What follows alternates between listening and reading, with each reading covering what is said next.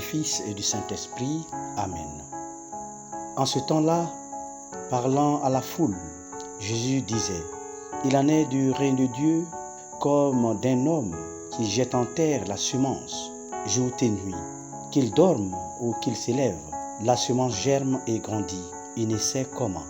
D'elle-même, la terre produit d'abord l'herbe, puis l'épi, enfin du blé plein d'épis. Et d'où que le blé est mûr, il y met la faucille, puisque le temps de la moisson est arrivé. » Il disait encore, « À quoi allons-nous comparer le règne de Dieu? Par quelle parabole pouvons-nous le représenter? Il est comme une graine de moutarde. Quand on la sème en terre, elle est la plus petite de toutes les semences. Mais quand on l'a semée, elle grandit et dépasse toutes les plantes potagères.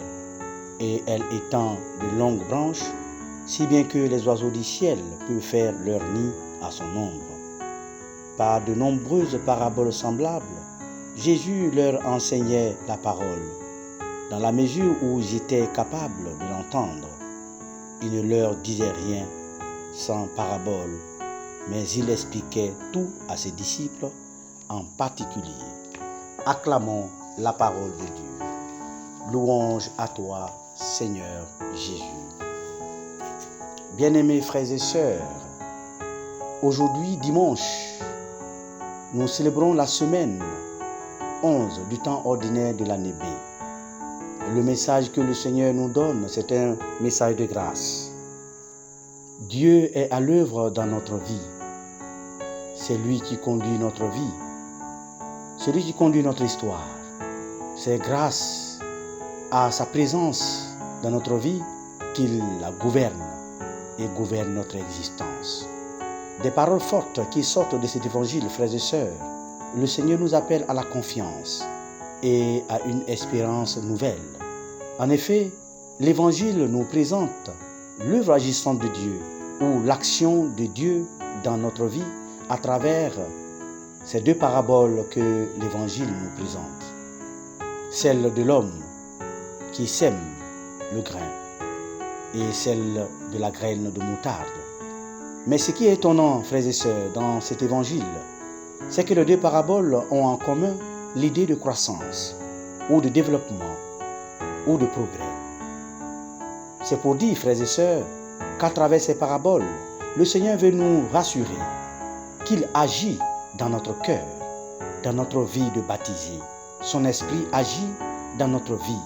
Nous n'avons pas à nous éparpiller dans les doutes, dans les découragements, dans les angoisses, dans les soucis de ce monde. Ou allons-nous demander, qu'allons-nous devenir, qu'allons-nous faire? Mais nous devons avoir confiance en lui et en sa parole. Car sa grâce nous accompagne chaque jour dans notre vie. Que nous soyons dans la nuit, où nous ne comprenons plus rien dans notre vie, où nous sommes désemparés, il est présent. Que nous soyons dans le jour, où nous vivons des joies, des jouissances, il est parmi nous. Frères et sœurs, Dieu travaille par sa présence en nous et avec nous. Le règne de Dieu, c'est cette présence de Dieu qui nous permet de prendre naissance, qui nous permet de grandir, qui nous permet de se développer, tant spirituel que social. Cette présence de Dieu, c'est son esprit qui travaille en nous, frères et sœurs. C'est pour dire que ce règne de Dieu, qui doit s'accomplir dans nous, frères et sœurs, et dans notre histoire, et dans la vie de chacun de nous, sera possible que lorsque nous allons chercher chaque jour sa volonté, c'est-à-dire plaire à Dieu, de par notre vie, de par notre témoignage de vie, de par notre comportement. C'est autant dire, laisser Dieu agir dans notre vie, laisser Dieu conduire notre vie. L'appel ici, c'est l'appel à une relation d'intimité avec le Seigneur. Et comme la graine de moutarde, laisser Dieu faire notre vie. C'est en cela que la deuxième parabole de l'Évangile nous amène à comprendre que nous devons aller au-delà de tout ce que nous sommes, de tout ce que nous avons. Et avec confiance, nous devons aller au-devant de nos fragilités, de nos misères, de nos souffrances. Ce dimanche, frères et sœurs, le Seigneur nous rassure que nous sommes des hommes et des femmes capables de progrès, capables de croissance, capables de développement. Il nous rassure de sa présence et de son œuvre agissante dans notre vie.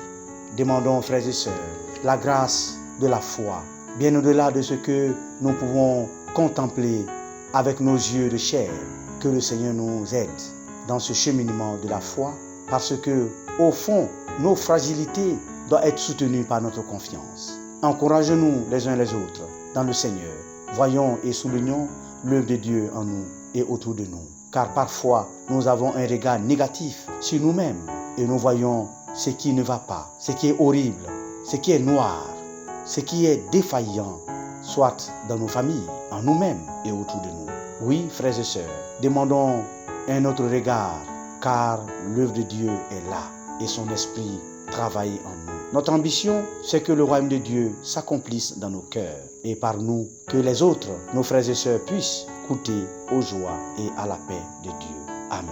Oui, frères et sœurs, le message de ce 11e dimanche du temps ordinaire de l'année B nous invite à devenir des asiles, des nids, où nos frères et sœurs pourront y trouver la paix, la joie, le réconfort. Amen.